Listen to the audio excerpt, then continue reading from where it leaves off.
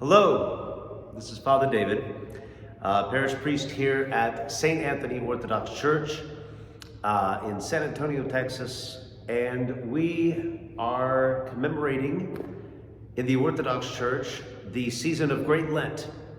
Today, on Monday, March the 4th, we start in on our fast in preparation for the Lord's resurrection and Holy Pascha. Now, the past several years, I've gone through and done these daily videos for every day of a fasting period. And we've covered different books, materials. And this year, I've decided to go through in the 40 days and go over just a various part, just in succession, of the Ladder of Divine Ascent by St. John Climacus, literally meaning St. John of the Ladder. In the church, he's named for and known for this very work. That is a seminal work for monastics. My understanding is that after the Bible itself, it is the most translated book in the world, or certainly one of the most translated books and printed books in the world. And indeed, it is often read during Great Lent. Now, in the playlist for these videos, I am going to put both the link for the text of the Ladder of Divine Ascent in a PDF form, and also this lectionary of the Ladder of Divine Ascent. It breaks it up into chapter and section that you can read either all at once or throughout the day. It is a useful tool for simply doing this in a manageable way. And you'll be able to follow along. I'll reference these sections and chapters and things of that nature as we go through. This, of course, because the book is very substantial, we will not be talking about each and every section, but I'll just simply pull from one part of every chapter. Now, we'll go into a few things here today, but it's worth talking about, and even in this first chapter, we will see that this is a book written by a monk, St. John, for monks primarily. It is a book that is considered truly essential reading for those whose calling by God is to engage in a very severe, and we think of the word severe as being unnecessary or painful or overkill, this kind of a thing. But truly their calling is to a very intense, perhaps would be a better word, dedication to prayer, fasting, confession of sins, a self-denial that is particular to a monk or a nun's calling.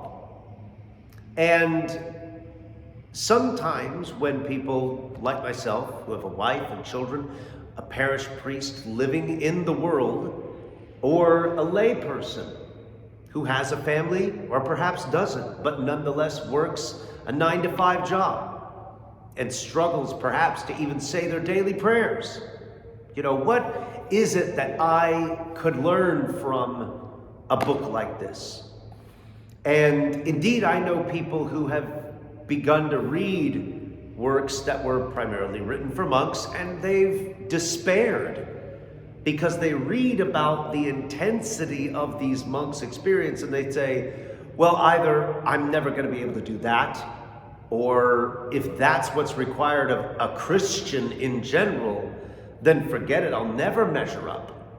Or, you know, these people are crazy. What are they doing to themselves? So all different kinds of things can crop up.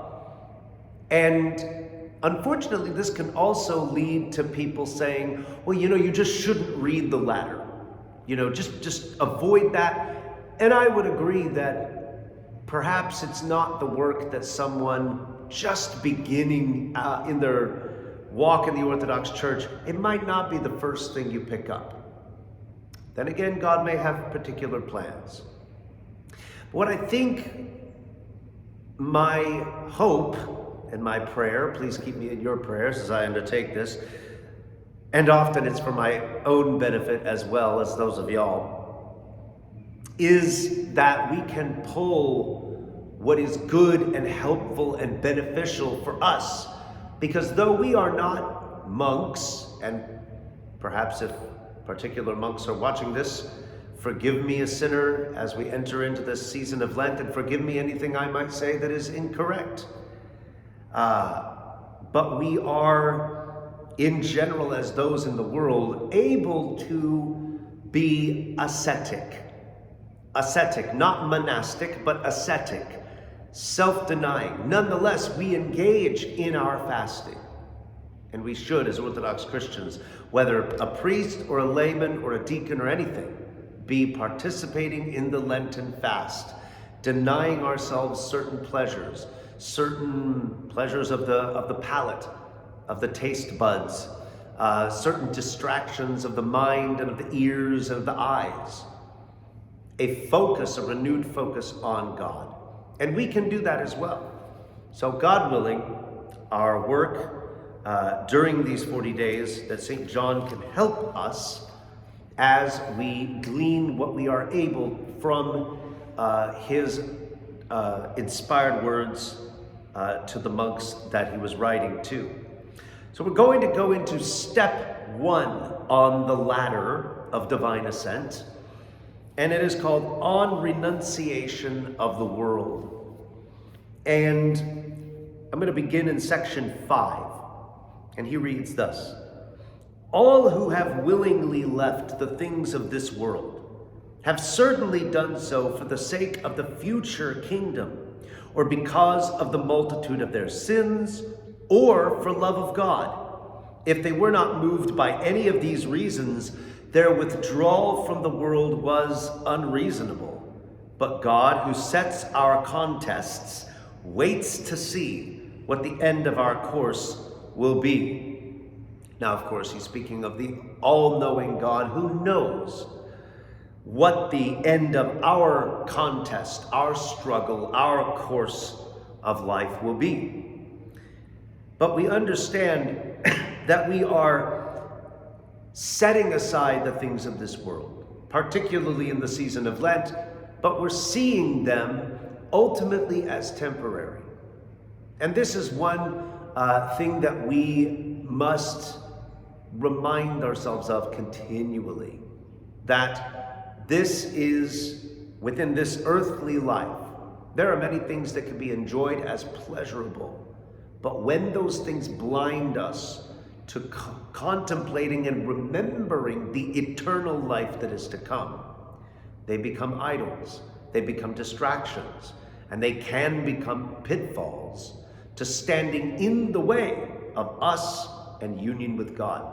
He continues in section 6.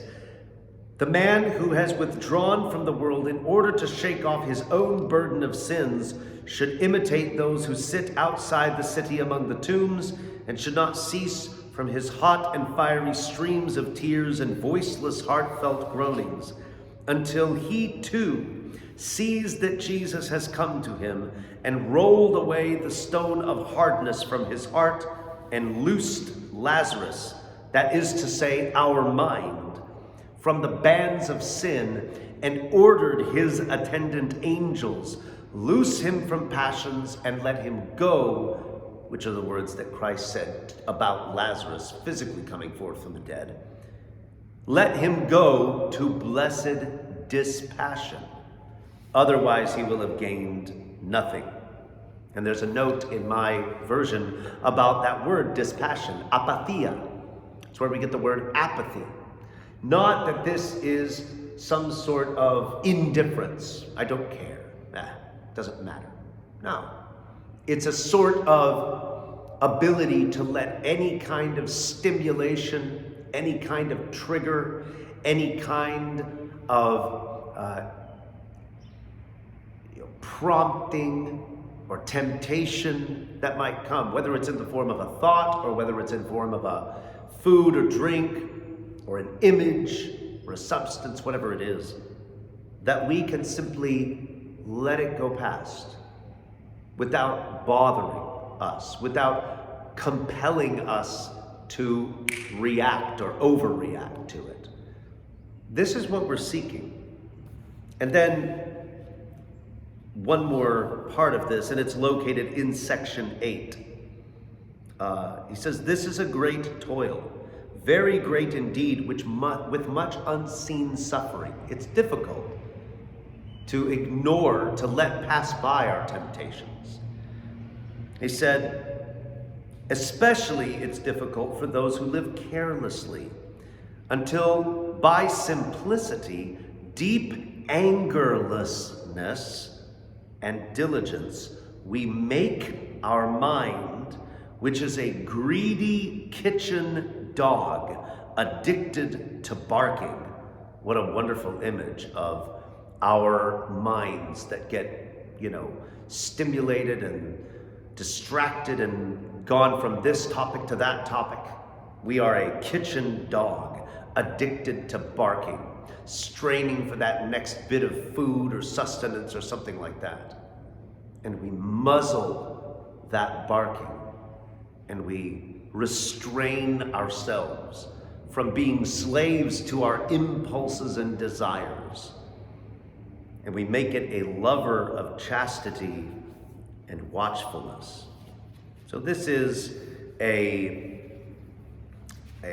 sense of, this is ultimately the goal of our work in Great Lent, our work in asceticism, the calming down of our mind so that we achieve apathia, the indifference, if it has to be, to the things of this world as perhaps not evil or wrong, but temporary and of secondary importance to what is spiritual and eternal. And I'll leave you with simply, truly a kind of final word from this section. It's in chapter 1, of course, section 21.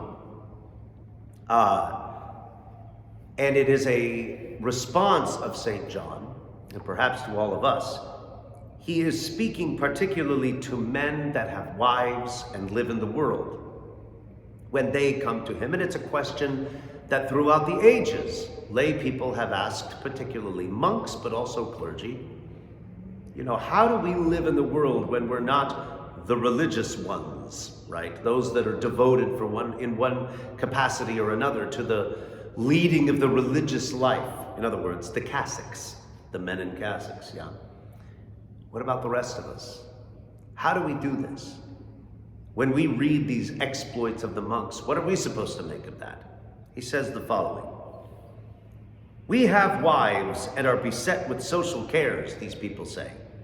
"And how can we lead the solitary life?" I replied to them, "Do all the good you can. Do not speak evil of anyone. Do not steal from anyone. Do not lie to anyone. Do not be arrogant towards anyone. Do not hate anyone. Do not be absent from the divine services. Be compassionate to the needy. Do not offend anyone. Do not wreck another man's domestic happiness. And be content with what your own wives can give you. If you behave in this way, you will not be far from the kingdom of heaven." Now, that's enough of a struggle. Anyone can see. But it is something that is not necessarily tied to monastic vows or a particular level of prayer or a particular kind of lifestyle. And it is something that, though it requires that asceticism, that struggle, it is something that all of us are expected to reach for, to move towards the high calling of God. So, we have begun.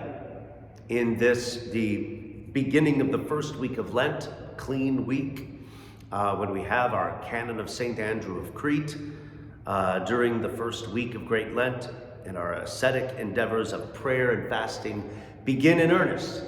Let us climb with our Father, St. John of the Ladder, and by his prayers may we attain to a level of apatheia, an ability to see the things of this world for what they are and for what they are not, and that we might climb to a place of greater union with and love for Christ. So the Lord God bless you. Lord willing, we'll see you next time.